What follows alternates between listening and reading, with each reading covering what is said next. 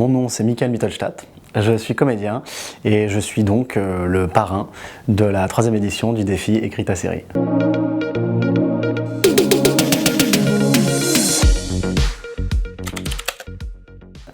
J'ai accepté de parrainer cette prochaine édition parce que en fait, ce qui me tient à cœur, c'est moi-même j'ai commencé le théâtre très jeune et je pense que c'est important d'encourager la collaboration artistique dès le plus jeune âge, quoi. Outre le côté un peu la surprise de l'événement et du format, ce qui était très chouette, c'était vraiment l'échange qu'on a pu avoir avec tous les élèves et de voir en fait cette collaboration entre eux, mais aussi avec le corps professoral. Et moi, je sais que personnellement, la relation entre un prof et un élève, ça m'a toujours beaucoup touché, cet accompagnement, cette notion de transmission. Et c'est chouette en fait de se dire que voilà, dans ce contexte-là, on n'est plus trop dans un « je vais vous apprendre un truc, prenez vos cahiers, sortez une feuille, aujourd'hui c'est le 13 septembre, voilà ». On est plus dans un truc où on va raconter une histoire ensemble. Moi, j'ai quelques outils, donc je vais vous les apprendre et me permettre peut-être de vous guider sans pour autant mâcher le travail. C'était la première fois que j'étais le jury d'un défi comme celui-là.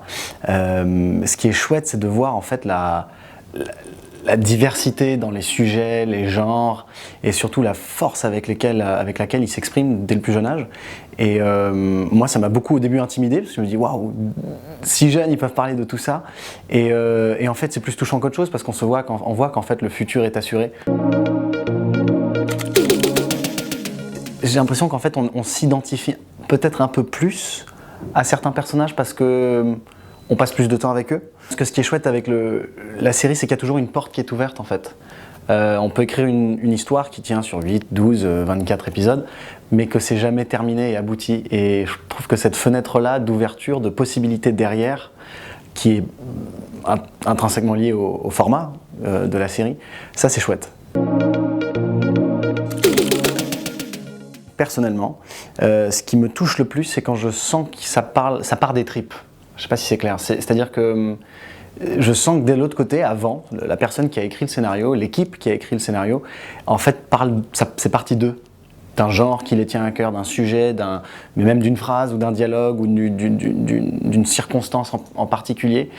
Et si ça part du cœur et des tripes, c'est universel, nous on le capte. Parlez de vous.